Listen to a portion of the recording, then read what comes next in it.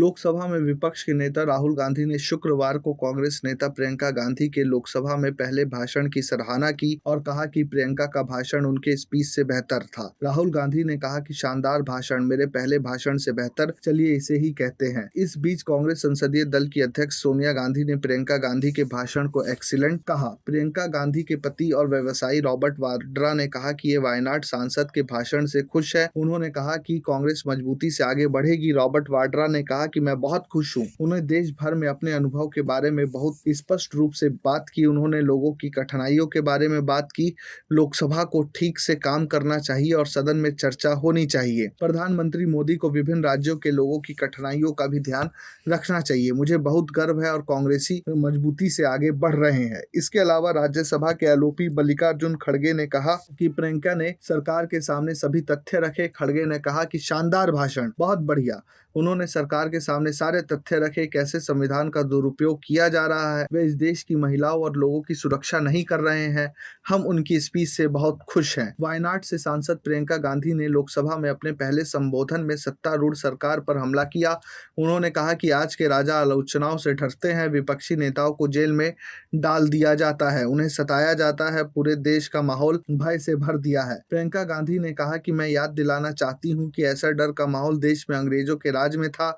जब इस तरफ बैठे हुए गांधी के विचारधारा के लोग आजादी की लड़ाई लड़ रहे थे, तब उस विचारधारा के लोग अंग्रेजों के साथ साठगांठ कर रहे थे। लेकिन भय का भी अपना स्वभाव होता है।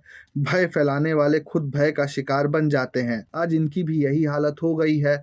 भय फैलाने के इतने आदी हो गए हैं कि चर्चा से डरते हैं, आलोचनाओं से डरते हैं।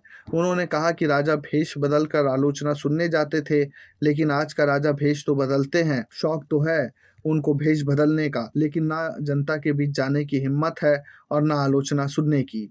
मैं तो सदन में नई हूँ, सिर्फ 15 दिन से आ रही हूँ, लेकिन मुझे ताज्जुब होता है कि इतने बड़े मुद्दे हैं, प्रधानमंत्री जी सिर्फ एक दिन के लिए 10 मिनट दिखे हैं। बात यह है कि देश भय से नहीं, साहस और संघर्ष से बना है।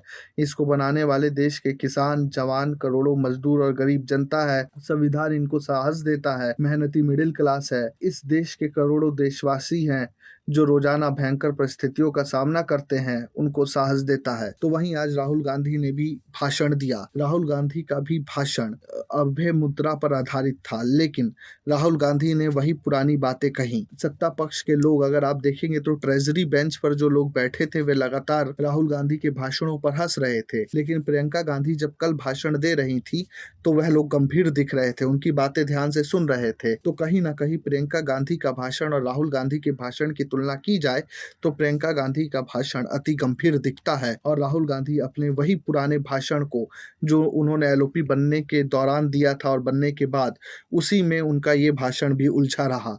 लेकिन प्रियंका गांधी के भाषण में स्पष्टता साफ साफ दिखी। अब आप लोग दोनों के भाषण सुनिए और तय कीजिए किसका भाषण देश हित में ज्यादा बेहतर था। Bureau report, प्रजाहित।